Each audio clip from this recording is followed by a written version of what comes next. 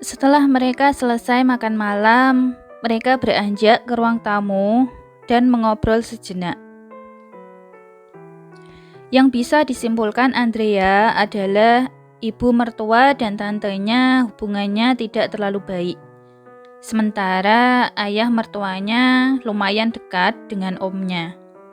Mereka berdua terus ngobrol masalah bisnis. Haris dan kakek Harsa juga sedang ngobrol masalah bisnis. Melihat Andrea yang sendirian, Ginny mendekatinya. "Hai Andrea, senang bertemu denganmu. Kenalkan, aku Ginny. Saat aku masih kecil, aku sangat ingin punya saudara perempuan, tapi orang tuaku tak kunjung memberikanku adik. Senang juga bertemu denganmu, Ginny. Anggap saja aku saudara perempuanmu, oke?" "Iya." Bagaimana kalian berdua bertemu?" Ginny bertanya sambil mengedipkan matanya pada Andrea, berharap dia bisa mendengar cerita romantis darinya. Aku bertemu dengannya di kafe. Setelah itu kami mulai berhubungan dan memutuskan untuk menikah. Sebenarnya itu adalah fakta dan Andrea tidak berbohong soal itu. Ginny tercengang dengan cerita Andrea. Cerita yang tidak menarik sama sekali baginya. Apakah anak muda zaman sekarang tidak romantis? Tidak mungkin semudah itu. Apakah kamu tidak tahu dia sudah punya pacar sebelumnya? Ginny menggoda Andrea. Sejujurnya aku tahu dia sudah punya pacar, tapi aku tidak peduli. Yang terpenting dia memilihku. Andrea memasang wajah arogan saat mengatakannya. Aku lega sepupuku tidak memilih wanita itu. Hahaha. Ginny menepuk bahu Andrea dan tersenyum padanya seolah-olah mereka adalah sekutu. Ibu Eni yang mendengar percakapan keduanya tersenyum diam-diam. Tunggu sebentar, bukankah aku seharusnya menjadi orang jahat di sini? Tapi mengapa mereka tidak marah atau benci padaku? Bukankah pacar Haris statusnya lebih tinggi daripada aku? Apakah ini sebuah tes sebelum mereka menyiksaku? Wisnu melihat ekspresi bingung Andrea. Laki-laki tampan itu lantas mendekatinya dan membisikkan sesuatu. Nyonya, mereka membenci orang itu. Mereka semua.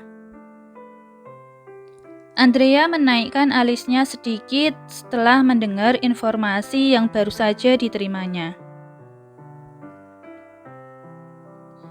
Andrea, sebelum kamu menikah dengan sepupuku, kamu kerja di mana? Aku dengar kamu dari Jakarta. Kamu kuliah di mana? Aku bekerja sebagai sales sebelum menikah dengannya.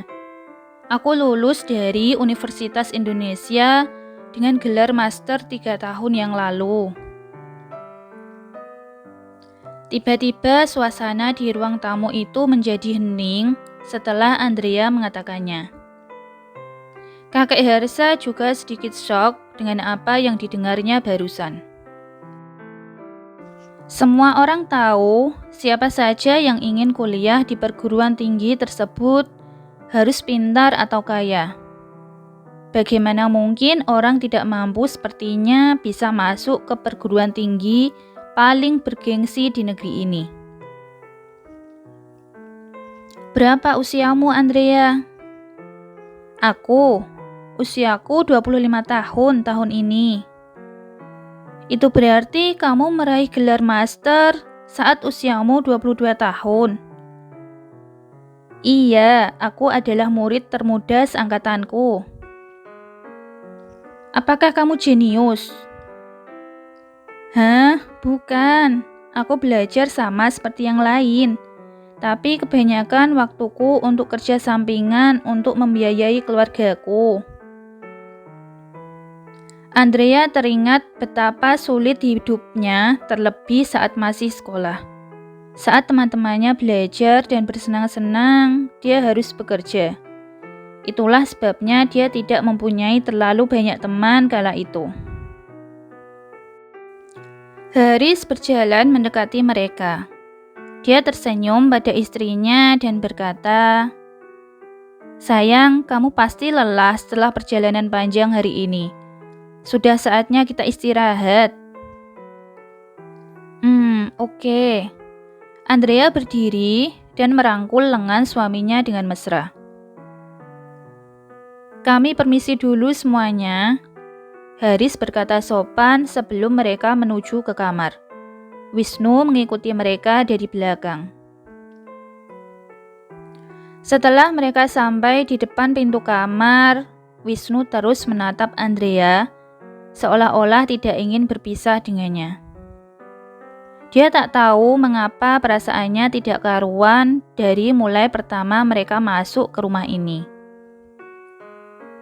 Dia merasa ada sesuatu yang menusuk hatinya ketika dia melihat tuan mudanya dan Andrea bersama. Sebelum Andrea masuk, dia membalikkan badannya dan menyadari bahwa Wisnu masih berdiri di belakangnya. "Sampai ketemu besok, Wisnu. Selamat malam." Andrea tersenyum lembut padanya. "Tunggu," Wisnu berkata sangat pelan yang hanya bisa didengar oleh Andrea.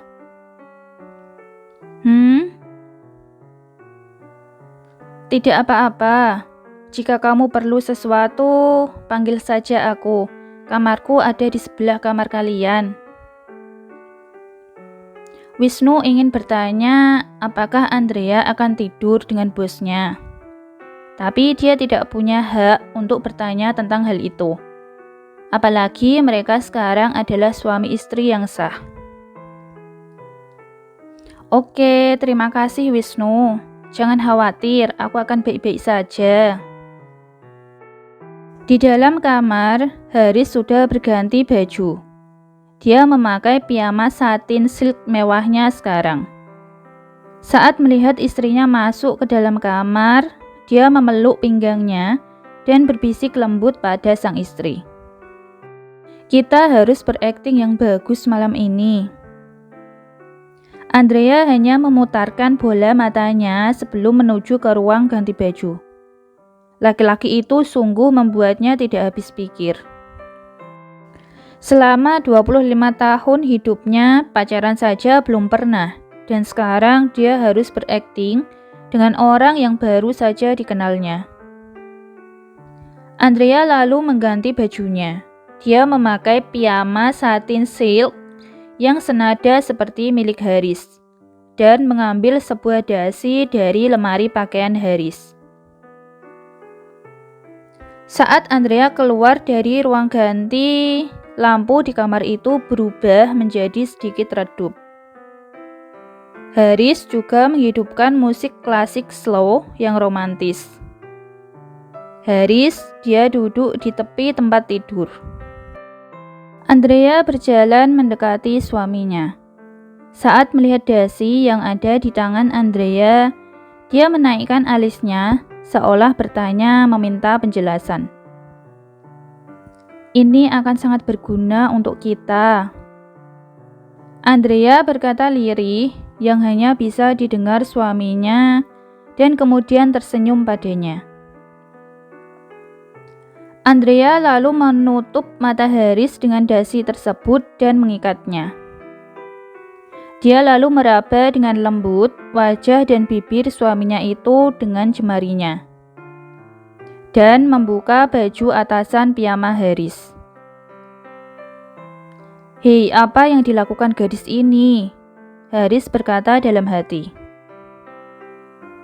Andrea kemudian berjalan ke tepi tempat tidur yang lain dan menarik selimutnya lalu berkata pada Haris, Sayang, tidurlah yang nyenyak malam ini. Good night.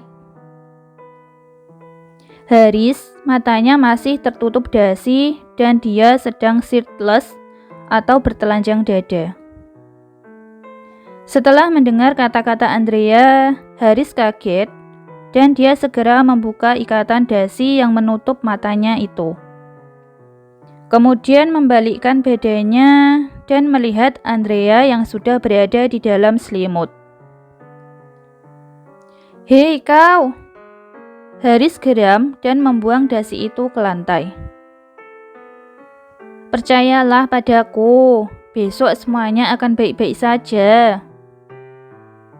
Andrea sambil menahan tawanya karena dia sudah mengerjai Haris.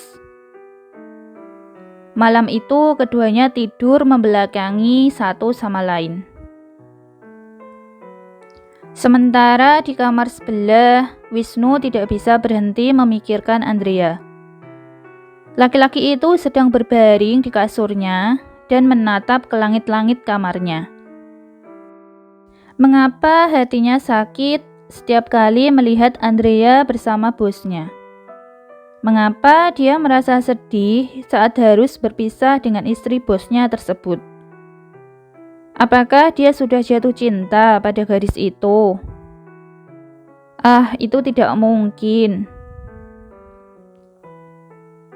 Di kamarnya, kakek Harsa sedang memandang keluar jendela dengan tersenyum. Mengetahui Andrea dan suaminya masuk ke kamar bersama-sama setelah makan malam, beliau menyuruh asistennya, Pak Herman, untuk mematikan kamera di kamar Haris.